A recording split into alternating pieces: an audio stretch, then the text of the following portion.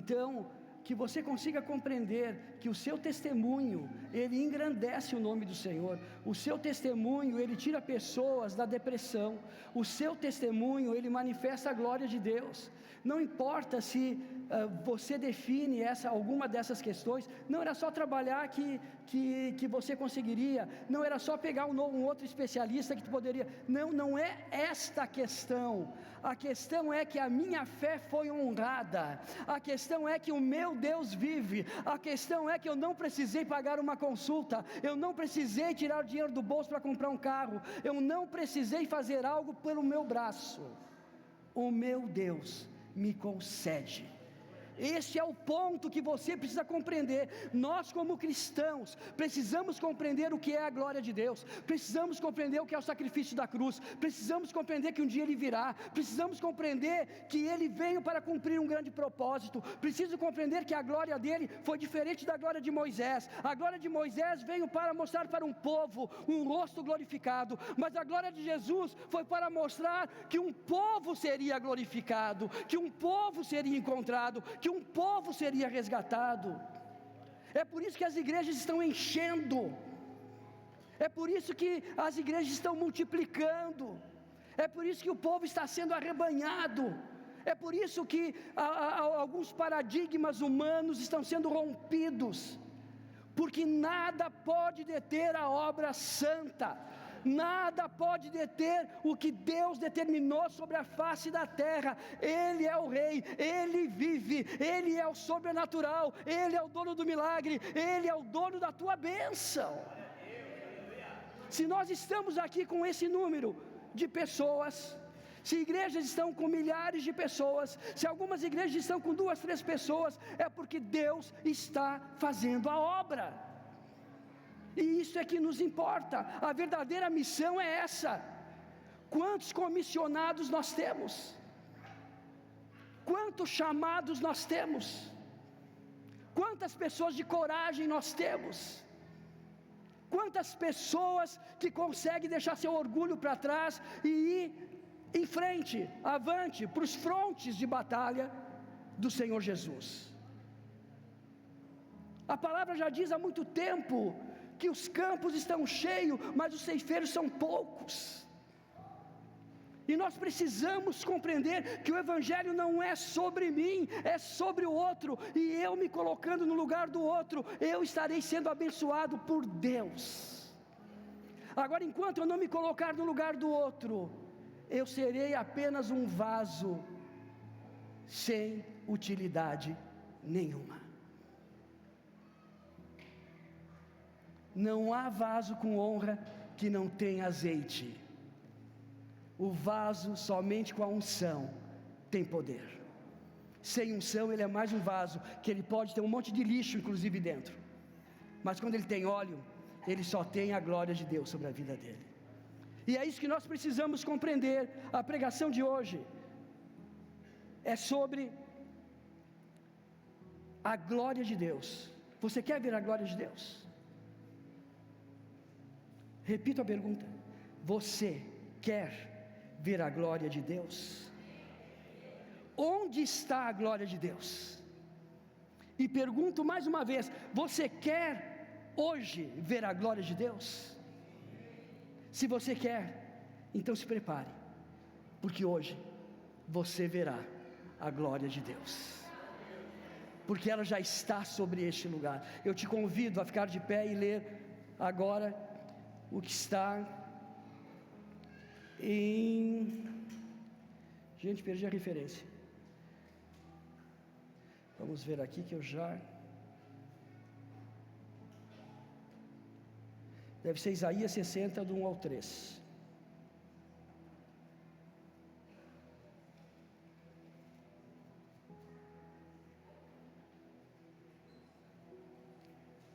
Que diz assim: se não for, alguém me ajuda a procurar.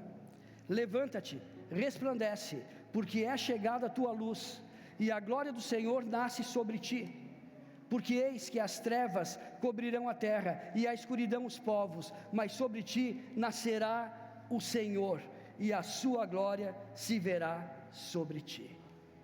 Pode sentar. Era Isaías mesmo.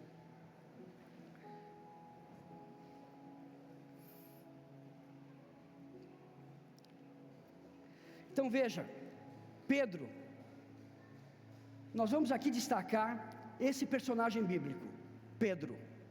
Pedro foi um importante testemunho do Evangelho, foi um dos discípulos mais transformados pela mensagem da cruz e ressurreição de Jesus. Antes Pedro era impulsivo, foi capaz de cortar a orelha de Malco, um soldado romano. Agora escreve cartas como um sereno e manso pastor de ovelhas. Quem conseguiria uma transformação tremenda a ponto de mudar um temperamento inconstante e bruto para alguém sereno? Quantos de nós ao longo da caminhada mudamos de um comportamento agressivo, brusco, para um temperamento equilibrado? Quantos tiveram nessa igreja os seus temperamentos transformados? Então veja que a desculpa do temperamento é diabólica. Não, mas esse é meu temperamento, esse é meu jeito, né? Porque eu sou sanguíneo, colérico, fleumático, não sei o que. Não, você tem um caráter de Cristo. Nós fomos arrebanhados, chamados, buscados para recebermos uma transformação de caráter, porque o caráter que foi nos dado no mundo foram características mundanas, mas o caráter que é dado por Deus é um caráter divino. E é essa a compreensão que Pedro teve, e teve a sua transformação. Por isso, sua segunda carta destaca a importância da palavra de Deus. Então Pedro diz nessas cartas que a palavra de Deus ela é profética e ela é apostólica. Por que ela é profética e apostólica? Porque tudo aquilo que sai da pregação, ela é uma profecia. O que eu estou fazendo aqui, além de ser uma pregação, eu estou sendo um profeta na sua vida, eu estou abençoando a sua vida. E além de profética, a pregação ela é apostólica, ou seja, ela faz com que a obra de Deus se multiplique. Automaticamente entre nós vamos multiplicar a obra de Deus. Automaticamente, de tanto que eu recebo através dos cultos, das pregações, eu acabo replicando isso para o meu meio.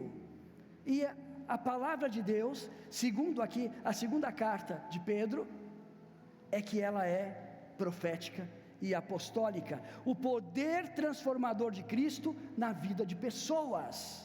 Então a palavra não pode sucumbir, a palavra não pode morrer.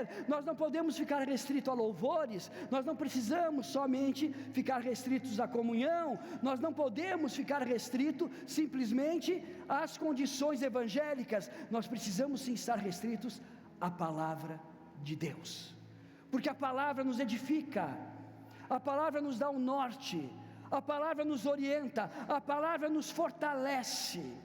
E mais, a necessidade de um crescimento contínuo na fé e na experiência cristã é o que Pedro diz.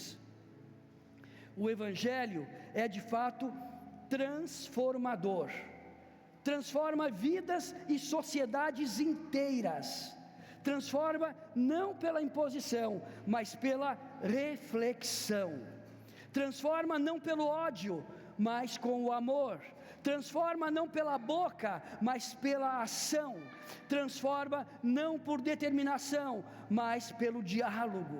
Enfim, o Evangelho transformou Pedro de um homem grosseiro e bruto em um pastor manso, em alguém muito corajoso em suas pregações. Então veja o poder da transformação.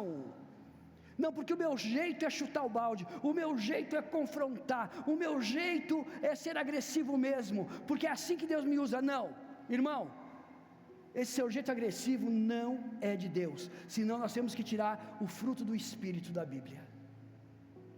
O caráter de Deus, ele é equilibrado. O caráter de Deus tem inteligência emocional. O caráter de Deus tem equilíbrio, o caráter de Deus confronta, tem autoridade, tem intrepidez, tem ousadia, mas é dentro do padrão fruto do Espírito, mansidão, domínio próprio, perseverança, paz, alegria, amor, benignidade, bondade, alegria no Espírito Santo, é tudo isso com autoridade. a falta de educação não nos abona por sermos evangélicos. O vocabulário errado não nos abona por sermos evangélicos. Ontem uma pessoa de uma outra igreja me mandou um textão. Para ele nada ofensivo, para mim totalmente ofensivo. Porque arrumaram tal coisa, ficou uma, preencha como você quiser, e eu sempre digo que só vem aqui para fazerem, preencha como vocês quiserem, e foi assim o texto dele. No final eu disse assim: irmão, reveja o seu vocabulário, depois nós conversamos. Conversão é transformação. Eu não sou obrigado a ficar ouvindo palavrão. Eu não sou obrigado a ouvir alguém prepotente, alguém orgulhoso. Até porque quem vai transformar esse indivíduo é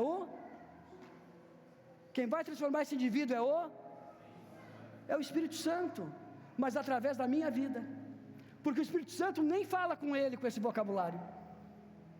Aí eu fui para o confronto. Irmão, você está errado. Você tem que perder o orgulho. Você tem que aprender a falar. Isso não sai da boca de um cristão. E o diabo me dizendo: você vai perder o irmão da igreja. E Deus me dizendo: você vai ganhar o irmão para salvação. Se eu estivesse preocupado com o que o diabo estava me dizendo, eu faria vista grossa.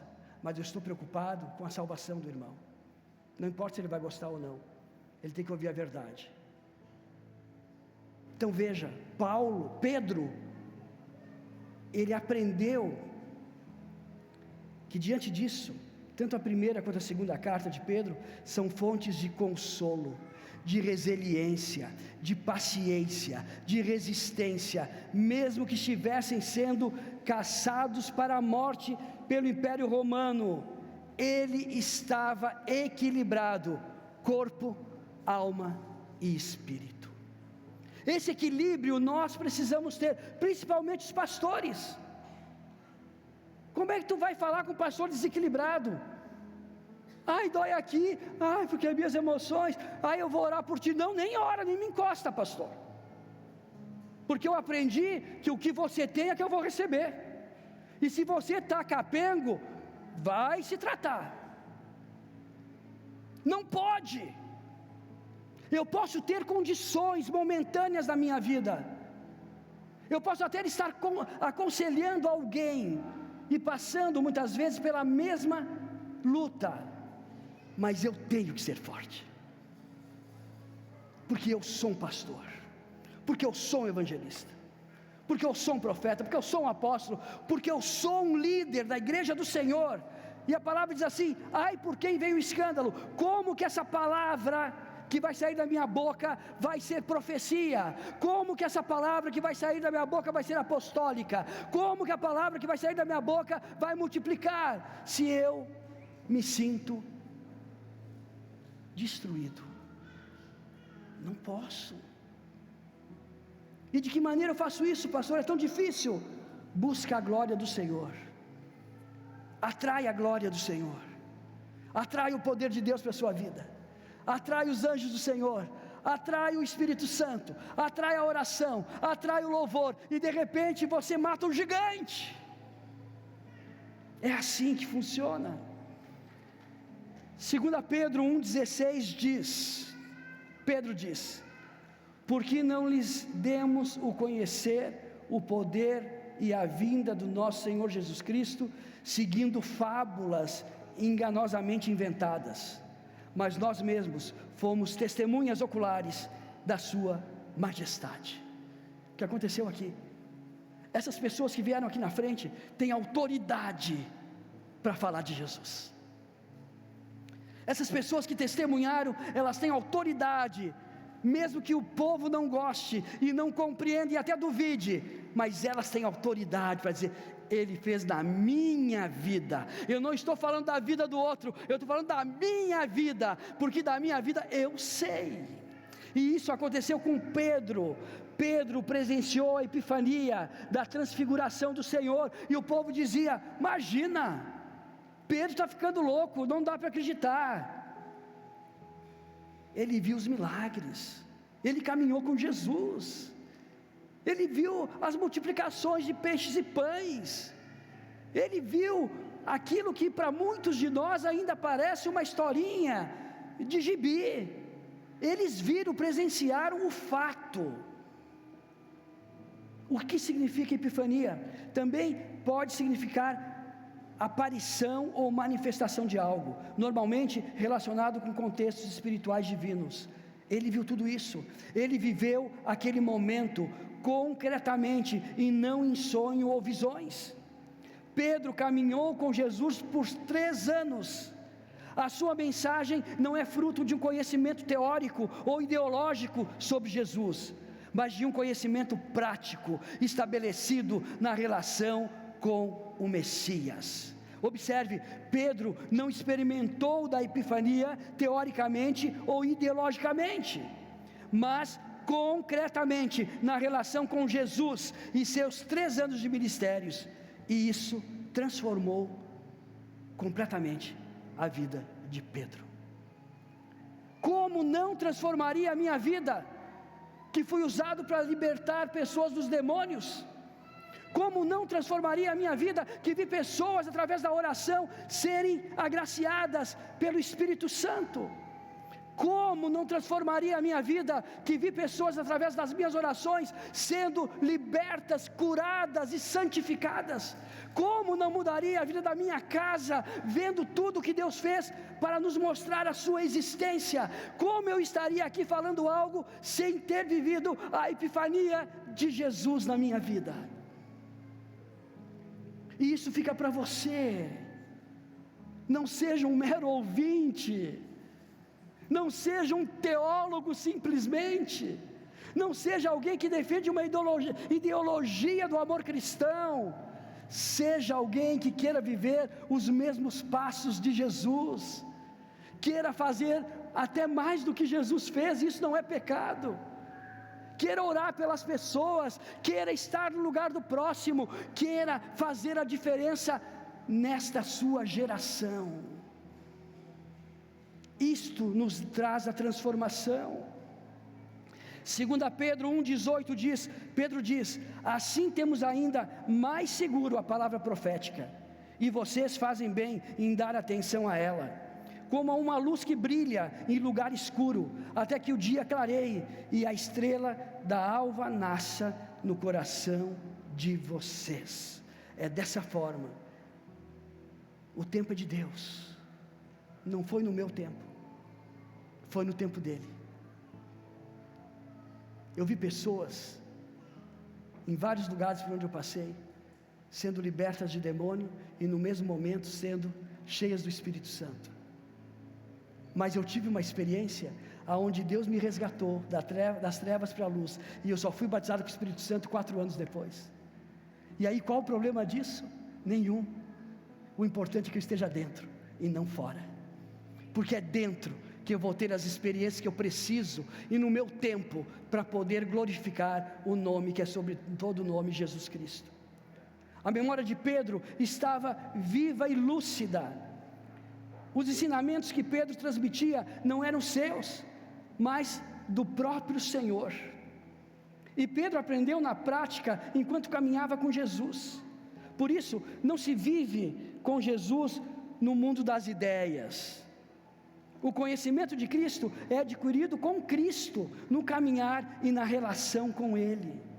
Sim, o testemunho acerca de Jesus pressupõe relacionamento com o Mestre.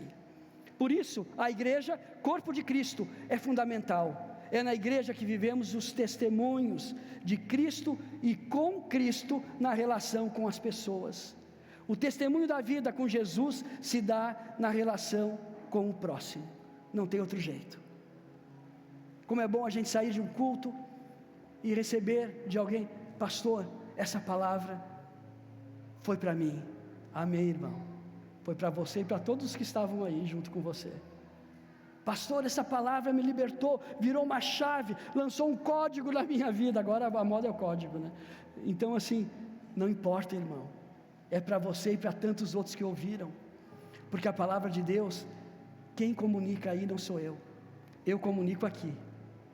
Quem comunica aí é o Espírito Santo. E Ele vai levar essa palavra que eu estou aqui falando, conforme Ele quer, na medida da sua necessidade, no espaço do seu coração, no espaço que você permite. Ela está aí, e ela está cumprindo um propósito, e digo mais, ela não voltará vazia. Moisés e Jesus, a transfiguração de Jesus foi um evento maravilhoso. Lá em Mateus 17, do 1 ao 13, diz assim: Pedro teve a alegria de vê-la com seus próprios olhos. 6 dias depois, Jesus tomou consigo Pedro e os irmãos Tiago e João, e os levou em particular em um alto monte. E Jesus foi transfigurado diante deles, e seu rosto resplandecia como o sol, e as roupas se tornaram brancas como a luz. E eis que lhes apareceram Moisés e Elias, falando com Jesus. Imagina você, irmão, a gente faz um grupo e vai para o monte. Chegamos lá com toda a expectativa, porque parece que só no monte que as coisas acontecem, mas vamos lá. E aí nós estamos orando, de repente, você vê o rosto do irmão iluminado. Quem já viu isso? Eu já vi isso. Tu vê o rosto do irmão iluminado, tu fica assim, tu até para de louvar. Aí alguém tem que te cutucar, continua orando, irmão, mas precisa, olha o que está acontecendo. Quantos já viram os toquinhos de mato ficar assim, ó, iluminado, que nem essas luzinhas no monte? Eu já vi, gente. Quantos já tiveram o privilégio de não ter a lanterna, de subir o monte e orar, dizer: Senhor, como é que eu vou chegar lá? E de repente um trilho se acende. Eu já tive isso. Quantos já tiveram uma experiência de todo mundo estar orando e pedindo: Senhor, manda a chuva de glória e tal, e eu vejo a chuva caindo só em cima de mim? Eu vivi isso. É coisa de doido para quem não passou. Para quem passou é a glória do Senhor. E é isso que Pedro fala aqui. Ele fala do que ele viveu, ele não fala do que o outro viveu, ele fala do que Deus é e não daquilo que dizem que Ele é. E é isso, irmãos, que vocês têm que buscar. E aí Pedro estava lá e disse: mestre, quem sabe a gente fica por aqui, Moisés já está aqui também, Elias já está aqui também, eu faço umas tendas e deixo o povo que se ferre lá embaixo. Olha, mesmo na fé, mesmo na glória, mesmo tendo essa visão privilegiada, o abençoado do Pedro era egoísta. Pedro queria Jesus só para ele. Pedro queria ficar lá o resto da vida. Mas eu compreendo a concepção dele. Ele não estava treinado para isso, ele não estava orientado para isso, ele não foi educado para isso. Aquilo foi necessário para que hoje nós pudéssemos estar aqui e dizer: isso não foi só para Pedro, isso é para mim e isso é para cada um de vocês. Busque a glória do Senhor. Aquele foi um fenômeno arrebatador.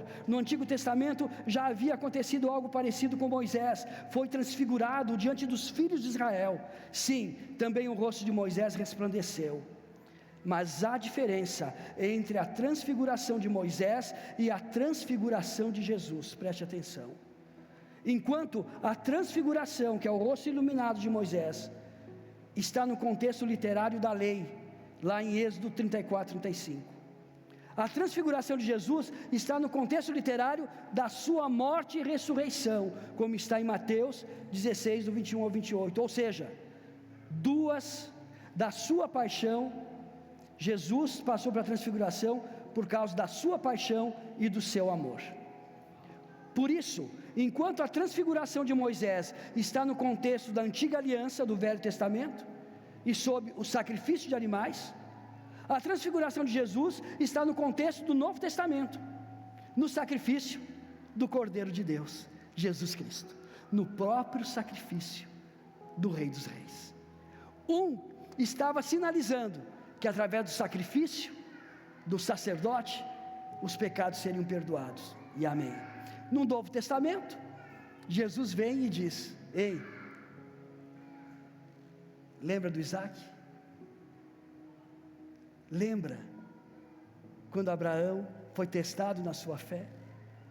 por uma desobediência, em fazer com que o seu filho viesse da escrava, e não da mulher que eu determinei, Sara. Lembra que Deus disse para Moisés: agora, pega o filho da promessa, que é Isaque, e leva até o Monte Moriá, e oferece ele a mim como sacrifício, o filho que tu tanto ama, o filho que tu tanto quis, o maior presente da tua vida, e mata ele como se fosse o cordeiro. Quem lembra dessa passagem? E ele fez isso? Fez. Mas ele é o pai da fé, porque quando ele sobe até esse monte, ele diz para os que acompanhavam, ele dizia assim: me aguarde, porque nós voltaremos. Mas ele foi, e ele amarrou o filho dele, e ele colocou lenha sobre o filho dele, e o filho dele perguntou: pai, eu serei o cordeiro? Aonde está o cordeiro? Deus proverá. Naquilo aparece quem? O cordeiro. Lá no Velho Testamento aparece Jesus, o Cordeiro Santo que tira o pecado do mundo. Tira teu filho daí, porque a partir de hoje eu já começo a morrer pelos meus. A partir de hoje, além da morte de cruz, eu morro todos os dias pelo seu sacrifício.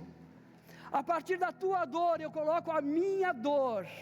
A partir do seu problema, eu soluciono pela minha dor. Eu dou meu filho, que é o cordeiro que tira todo o pecado do mundo. Aplauda o seu Jesus.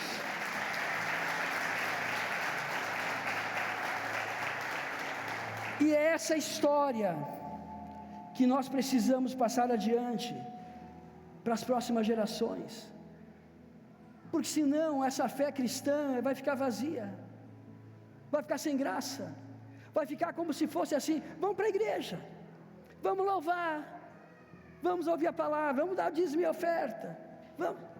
Começa a desvirtuar o sentido, e aí a gente começa a ver a coisa de uma forma mundana. A gente não vai mais ver como uma missão, como um chamado, como uma entrega. A gente vai ver como: estou lá enriquecendo pastores, estou indo lá só para ver aquelas pessoas que nem me cumprimentam, estou indo lá só para perder meu tempo, podia estar aqui com a minha cervejinha e assistindo um jogo de futebol.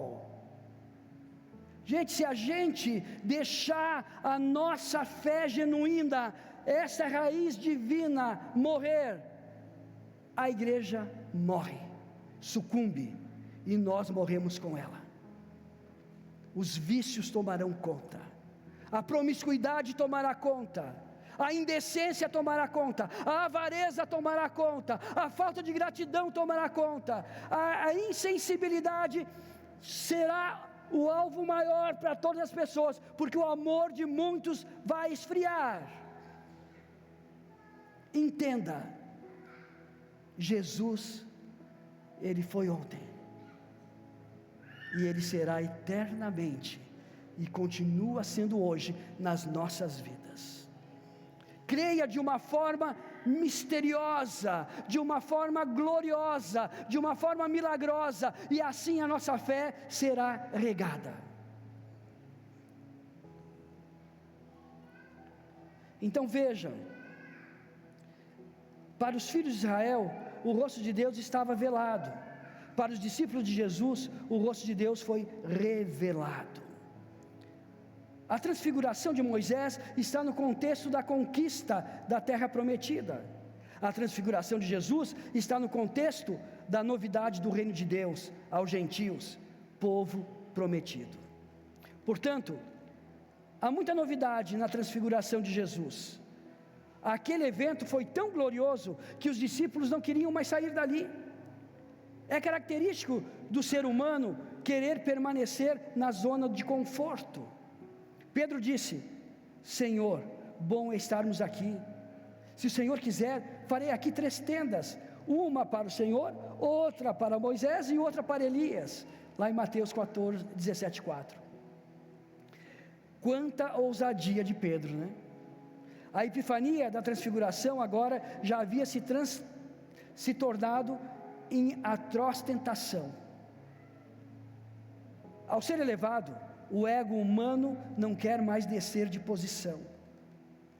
Basta ver a quantidade de escândalos nas igrejas que nós estamos presenciando. A ser transportado para o monte, não quer mais ter os pés no chão na realidade concreta. Ao experimentar a glória, não quer mais enxergar o sofrimento. Queriam armar tendas para permanecerem ali para sempre.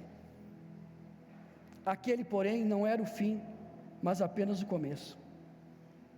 Eles não viveram ali, felizes para sempre.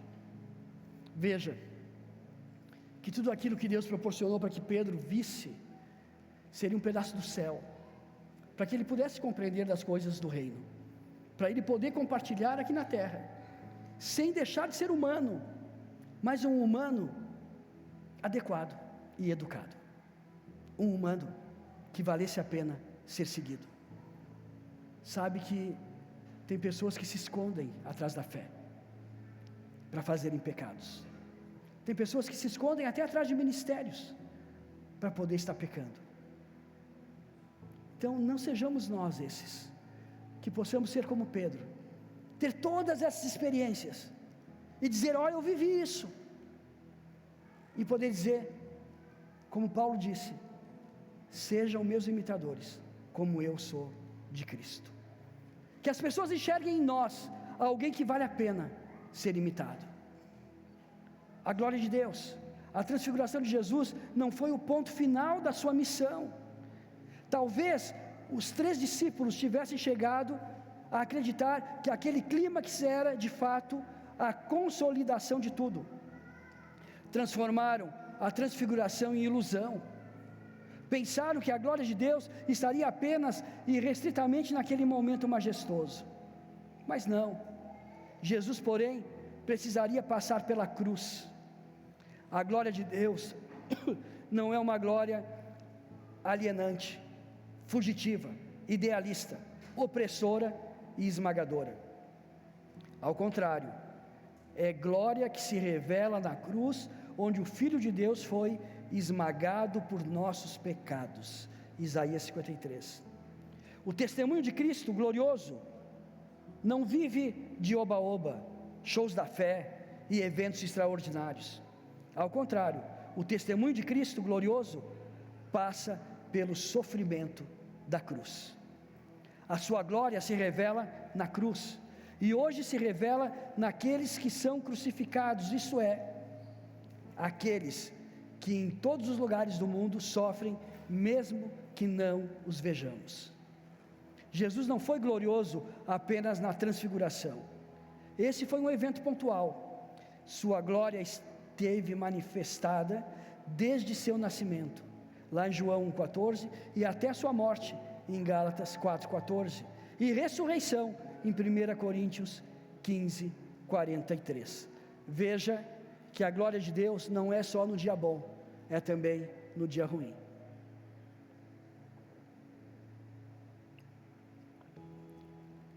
Quantos de nós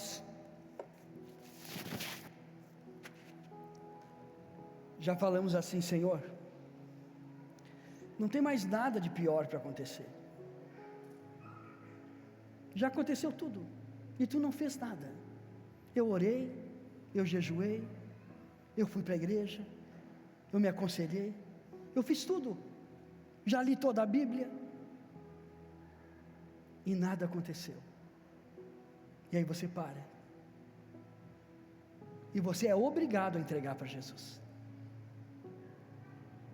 E aí o dia seguinte, o sol tem mais brilho, a cor é mais viva, a alegria vem para o teu coração, e você começa a dizer: Senhor, eu acho que eu falei demais, me perdoa, consegui chegar no meu propósito. É assim. Então veja, não é no nosso tempo, na nossa hora, do nosso jeito, é do jeito de Deus. Não tem uma regra, mas tem um jeito: obediência. Só obedecer. Se está doendo, se está demorando, fica tranquilo, irmão. Um dia acontece, só obedece. No dia certo vai acontecer, e você vai ver que aquele era mesmo para ser o dia certo, porque se fosse antes, você estaria desviado. Se a bênção viesse antes, você não daria valor. Se fosse do seu jeito, você estaria negociando com Deus, e Deus não negocia com o ser humano, porque Deus já pagou um preço naquela cruz. É assim que funciona. Você quer ver hoje a glória de Deus? Então olhe para a cruz. No Cristo crucificado, nós encontramos o rosto glorioso de Deus. Na cruz, o rosto do transfigurado foi desfigurado pela dor e pelo sofrimento. A glória de Deus não está onde queremos que ela esteja. A glória de Deus não está nos enganosos sentimentos que temos ao louvá-lo. A glória de Deus não está em eventos extraordinários.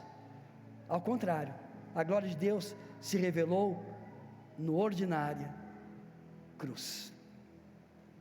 Se você quer ver a glória de Deus, você não deve olhar para outro rosto, senão para a fronte ensanguentada do crucificado. Por mais que seja difícil aos nossos olhos, a nossa mente crer nisso, é ali que está a glória de Deus, no sofrimento de Jesus. Por isso, o Evangelho não fala apenas da glória a Deus nas maiores alturas, mas também de paz na terra entre as pessoas a quem Ele quer bem. A glória de Deus não é só de Deus, mas ela é nossa também. Quanto mais eu glorifico, quanto mais eu reconheço o sacrifício, quanto mais fé eu tenho, mais glória é produzida sobre a minha vida, mais milagre é sobre a minha vida, mais efeito de Deus na minha história, mais intimidade com Ele eu vou ter. Mas eu não posso ficar olhando para o bem. Eu quero essa jarra de cristal. Senhor, eu quero. Tira os olhos da jarra e olha para a cruz. E Deus não vai te dar só a jarra, ela vai te dar uma jarra com água, com um copo, uma taça, um guardanapo para limpar a boca. Ele vai te dar tudo o que você precisa para manter essa jarra de cristal na sua vida, mas com os olhos na cruz. Por isso o Evangelho não fala apenas daquilo que você se agrada, mas muitas vezes saber de como foi o sofrimento de Jesus. Assim como a glória de Deus se manifesta no Cristo crucificado, da mesma forma a glória de Deus continua se manifestando em lugares que nós negamos a vê-la. Onde está o rosto glorioso de Deus? No rosto de quem tem fome. Onde está o rosto glorioso de Deus? No rosto de quem mora na rua. Onde está o rosto glorioso de Deus? No rosto de quem cata lixo para sobreviver. Aonde está o rosto glorioso de Deus? No rosto de quem sofre a violência por qualquer motivo que seja, raça, cor, gênero, etnia, religião e tantas outras coisas. O rosto de Deus está naquilo para que fechamos nossos olhos e coração. Por isso, passamos uma vida inteira procurando por Deus sem encontrá-lo. Na verdade, Ele vem a nosso encontro, gloriosamente todos os dias, em diversas situações de dor e de sofrimento. Aonde está o rosto de Deus? No próximo. Pare de se olhar no espelho. E tudo que esse mundo coloca é de nos colocar de frente para o espelho. Como está minha barriga? Como está meu cabelo? Como está meu bíceps? Como está meu tríceps? Como está meu abdômen? Como está minha cor da pele? Como eu estou vestido? O mundo nos coloca de frente para o espelho. Você está entendendo? Que o mundo nos coloca para nos idolatrar. Você está entendendo que não é mais Cristo que vive em mim, mas é o mundo que está vivendo em mim? Agora, se você quer enxergar o rosto de Deus, olhe para os invisíveis da rua, olhe para aquele que você pode estender a mão.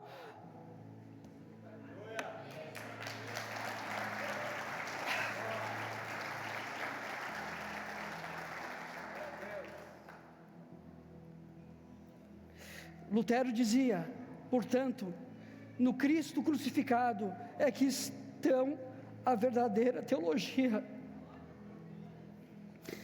e o verdadeiro conhecimento de Deus. Irmão, não é da sua teoria,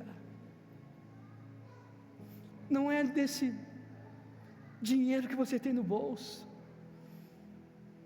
não é no seu discurso, que você chega em frente a um coitado da rua e fica medindo a doação. Não é diante disso. Eu poderia reter muitas coisas para a minha vida, se eu não pensasse no próximo. Mas eu busco não reter. Eu busco não segurar. Por isso que Deus me ama. Por isso que Deus ama você. Porque você não retém, porque você não é egoísta, porque você é humilde, porque você se alegra em dar, e não fica preocupado se curtiram sua foto, se te deram um like, se te deram um elogio, porque você é crente, você quer dar o like, você quer dar o elogio, você quer abraçar, você quer doar, você é crente. Não é melhor dar do que receber? Não se preocupe com o seu direito, com aquilo que você tem razão. Se preocupe com o que a palavra diz. Se preocupe em ter a coragem de dar a outra face, de engolir coisas que você não gostaria, de conviver com pessoas que você jamais conviveria. Permaneça. Deus vai te honrar. Eu não estou aqui me emocionando pelas palavras, eu estou me emocionando pela verdade bíblica, porque é isso que a Bíblia diz, e é isso que a gente não faz. E estamos fechando o último dia, o último domingo do mês, e o último domingo do ano de 2024. Isso aqui não é um balanço, tudo positivo, não. Continuamos com muita coisa negativa, e precisamos melhorar. Se queremos ver a glória de Deus, precisamos aprender a olhar para os pequeninos que estão famintos, sem roupa, doentes, sentindo-se estrangeiros, estranhos, sedentos, presos e mortos. Isso tudo está em Mateus 25, 31 e 46. Julgue menos e ajude mais, gente. É neles que vemos a glória de Deus, em sua cura, na luta pela dignidade humana, na construção de uma sociedade mais justa, mais digna para todas as pessoas. E quando a utopia deixar de ser sonho e se tornar realidade, aquele certamente será um dia glorioso. Deus não nos abandona em nossos fracassos. Jesus, como mendigo que não tinha onde pousar a cabeça, está em Mateus 8,18, e Ele foi o Salvador. Você tem um travesseiro para colocar a cabeça, eu também tenho. Nós temos uma cama confortável, Ele não tinha. E Ele foi o Rei, e Ele foi o Salvador, e é o Salvador, e continuará sendo o Salvador, não pelo que Ele tinha, mas pelo que Ele era. Um evangelista uma vez, falando sobre missões, ele viu de longe uma mulher que retirava carnes do lixo para se alimentar. Aquela cena foi chocante. É uma cena que marcou ele para sempre. E foi ali que ele entendeu que a glória de Deus não pode ser separada da ajuda aos que sofrem. Ali naquela noite, aquela favela, embaixo de um poste de luz, ele percebeu que a glória de Deus realmente é encontrado em lugares que não queremos enxergar. Naquele lugar, aquela mulher, procurando carne no lixo para comer, ali estava a glória de Deus, não da maneira humana de entender, mas da maneira como o Evangelho entende e ensina. Não importa a circunstância, o que importou foi a necessidade.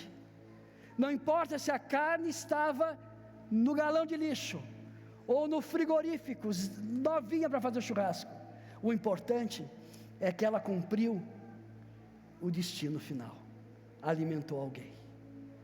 E é isso que nós devemos e precisamos compreender, que o milagre não é pela sua lógica, é pela necessidade de quem precisa. Aplauda o Senhor Jesus.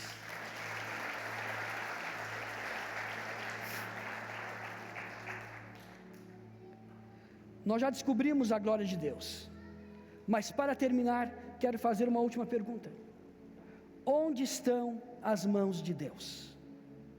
Vou pedir um favor a todos nós, levantemos todos bem alto os nossos braços e nossas mãos.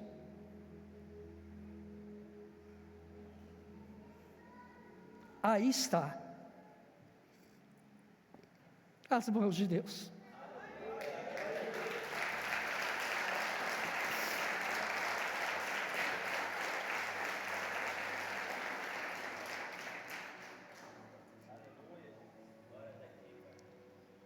E quantas mãos Deus tem se a colocar no serviço do Evangelho? Quantas mãos? Não espere pelo pastor, ele já está com as mãos e os pés no Evangelho. Os pastores esperam por vocês, pelas suas mãos, para alcançar vidas. Para viver a glória do reino de Deus, é preciso colocar mãos à obra, mãos que levam alimento, mãos que levam água, mãos que levam remédios, mãos que levam roupas. Mas não apenas isso, há gente carente de outras necessidades, de mãos que levem carinho, de mãos e de braços que levem um abraço, de mãos que levem alento, de mãos que levem consolo. Assim como Pedro, sejamos transformados pelo Evangelho de tal forma que a glória de Deus se manifeste diariamente em nossas vidas, nos lugares em que menos imaginamos. E a paz de Deus, que excede todo entendimento, guardará os nossos corações e as nossas mentes em Cristo Jesus. Amém.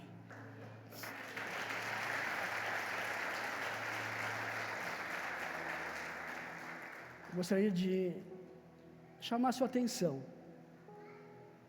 porque esse é um culto de missões, e é um culto que nós levantamos fundos no último dia do mês, no último domingo do mês, para investirmos em todas essas necessidades. Graças a Deus, Deus tem sido generoso através desta igreja, principalmente. A igreja de Caxias tem se destacado muito em muitas atividades do plano global, mas as outras também têm abençoado e alcançado muitas vidas. Eu quero nesse momento dar oportunidade para você ofertar para missões, e quem trouxe seu dízimo, dizimar nessa igreja. A oferta de missões você pode estar colocando na chave Pix de missões que aparecerá aqui. O seu dízimo você pode pôr na chave Pix da igreja.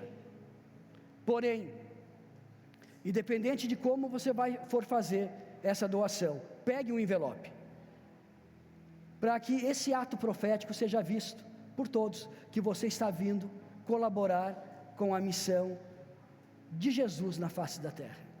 E digo mais, mesmo que você não vá ofertar, faça um ato profético, dizendo: Senhor, hoje eu vou levar somente o envelope, mas futuramente eu quero levar a minha contribuição. Fique de pé em nome de Jesus, enquanto os diáconos distribuem os envelopes.